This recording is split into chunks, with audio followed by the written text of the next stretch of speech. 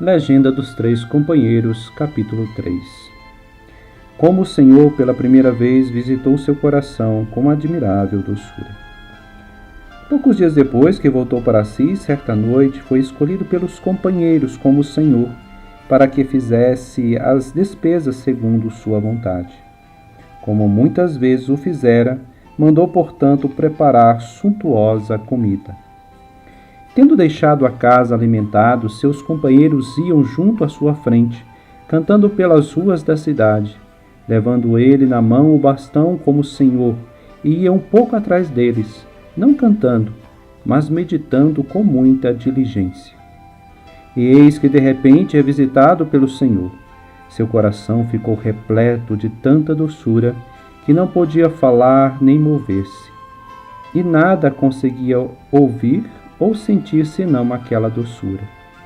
Ela de tal modo o alienara do sentido carnal que, como disse mais tarde, se na ocasião fosse todo cortado em pedaços, não poderia mover-se do lugar. Quando os companheiros olharam para trás e o viram tão distanciado, voltando até ele, espantados, veio-no quase como que transformado em outro homem. Interroga-no, dizendo: em que pensaste quando não nos seguiste? Pensaste acaso em te casar? Ele respondeu-lhes de viva voz: dissestes a verdade, porque pensei em receber a mais nobre, mais rica e mais bela noiva como jamais vistes. Então zombaram dele.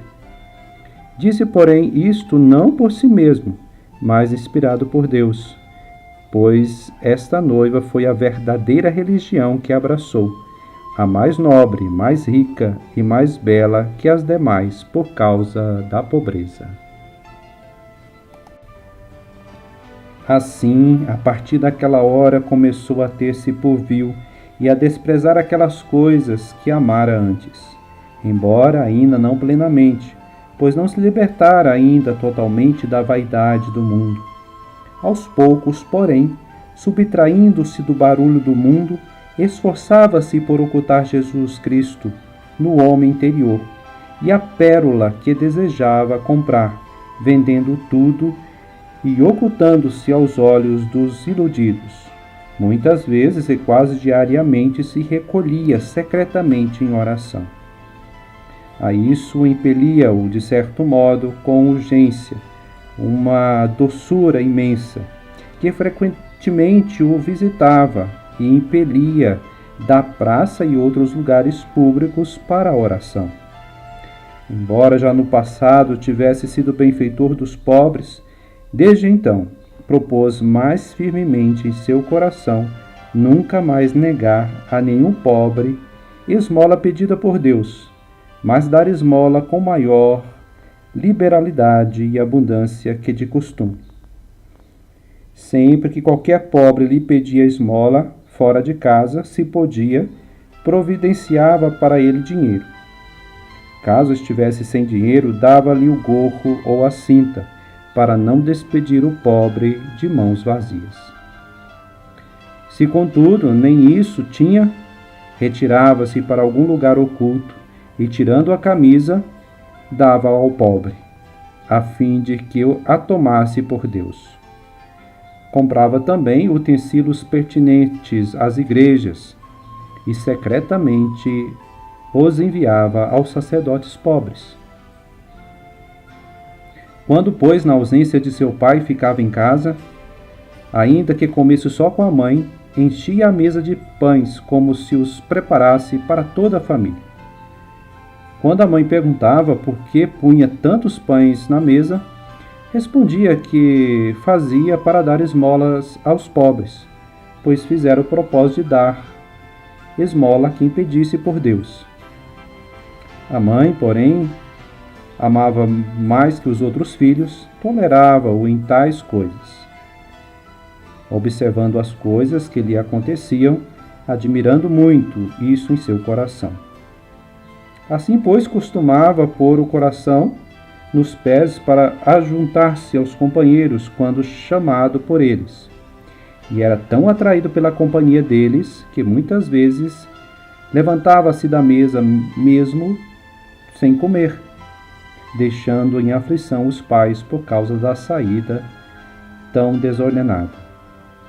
Já agora, em seu coração estava todo voltado para ver ou ouvir os pobres e dar-lhes esmolas com liberdade.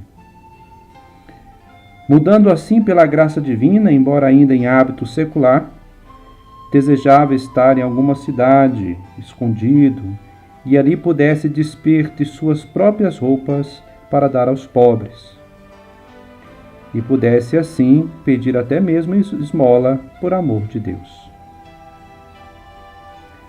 Aconteceu que naquele tempo tinha ido em peregrinação a Roma. Entrando na igreja de São Pedro, notou que as ofertas de alguns eram pequenas e disse para si mesmo: se o príncipe dos apóstolos deve ser honrado, por que essas pessoas fazem tão pequenas ofertas onde repousa seu corpo? E assim, com grande fervor, meteu a mão na bolsa, retirou-a cheia de moedas e, atirando-as pela janela do altar, causou tanto barulho que todos os presentes se admiraram muito de tamanha oferta.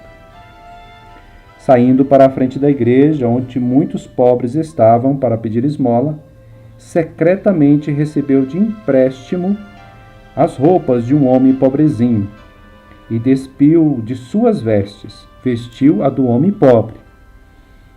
Ficando de pé nos degraus da igreja, com os outros pobrezinhos, pedia esmola em francês, pois com prazer falava a língua francesa, embora não soubesse falar corretamente. Depois, despindo os mencionadas roupas e reassumindo as suas, voltou para Assis e começou a orar a Deus para que dirigisse seus caminhos.